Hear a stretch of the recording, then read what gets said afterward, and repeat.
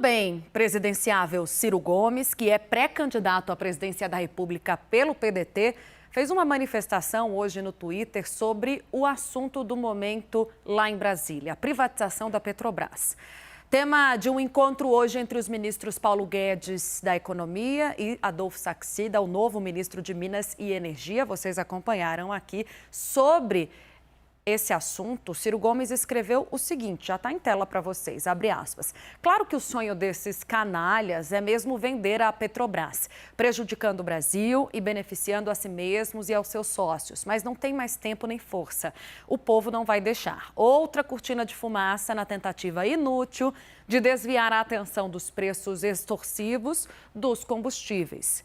A farsa deu chabu e mostrou que o governo está falhando até na sua maior especialização, que é a produção de fake news de Ciro Gomes. E segue o tweet: de tão grotesca e mal ensaiada, a farsa encenada hoje pelo obscuro Saxida e o fracassado Guedes, deixou claro que a tal privatização da Petrobras não passa, ainda bem, de um ridículo bode na sala.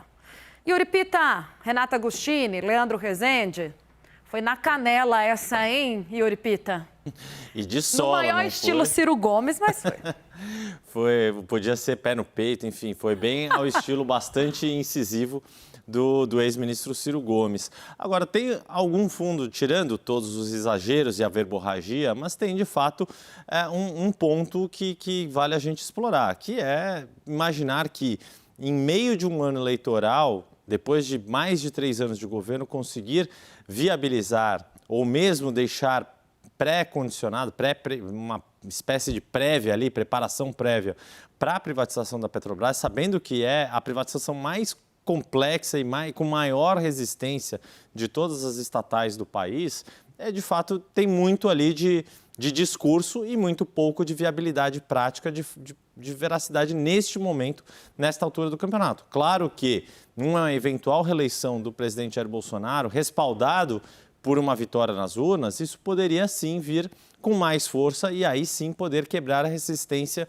política que existe sobre o tema. Mas vale a gente lembrar, em diversas outras eleições, tão logo esse tema foi colocado, houve resistência, basta lembrar 2006, Lula, presidente candidato à reeleição contra o seu então adversário Geraldo Alckmin.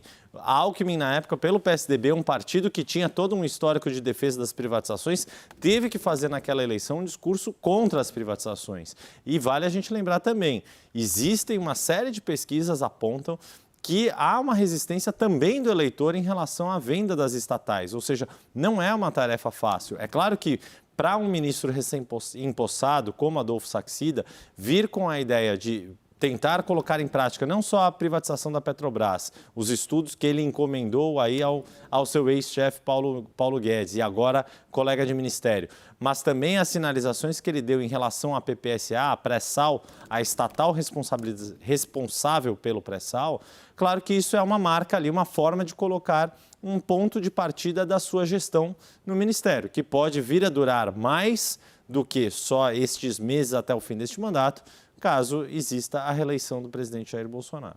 Renata, a gente falou muito sobre isso já aqui, mas eu queria destacar do ponto de vista eleitoral, esse assunto entrando na seara eleitoral, estamos destacando a fala de Ciro Gomes, também um presidenciável.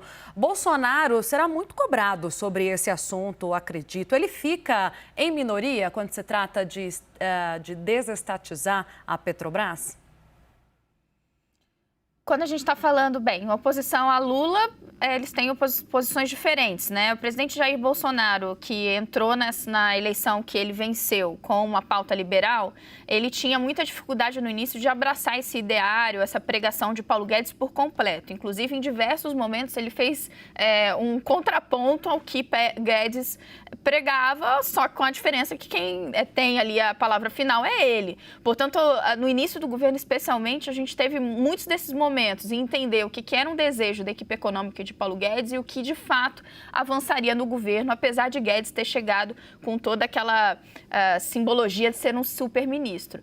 Aos poucos, o presidente até foi se aventurando e se naturalizando com alguns dos temas, né, cedendo em alguns pontos. Mais recentemente, ele passou a falar da privatização da Petrobras, não como algo que ele sempre defendeu, mas como uma necessidade diante da extrema pressão que o governo federal passou a sentir por conta da elevação dos preços. Então, existia já ali um cálculo político nesse sentido de, já que está me dando tanto problema, já que, na cabeça de Bolsonaro, né, já que a população está cobrando e eu não consigo eu mesmo dizer para onde vai esse preço, senão eu tenho que promover uma intervenção muito profunda na Petrobras e isso vai contra, né, o que querem os investidores, o que quer o mercado, o que é a minha própria equipe econômica. Então, eu acho que é melhor defender mesmo a privatização, deixa de, não está mais comigo. Foi mais ou menos nesse sentido, inclusive as declarações do presidente Jair Bolsonaro, elas tangenciavam essa ideia. Então ele passou assim a falar que, olha, agora eu já estou vendo com bons olhos essa história. De fato, quando a gente traz esse tema nesse momento, agora, em maio, de um ano eleitoral, de 2022, a gente quase sim jogar para a plateia, porque do ponto de vista prático, e Bolsonaro, a própria equipe econômica e gente do governo sabe, não é uma tarefa que dê para carregar e ter como algo para entregar na eleição.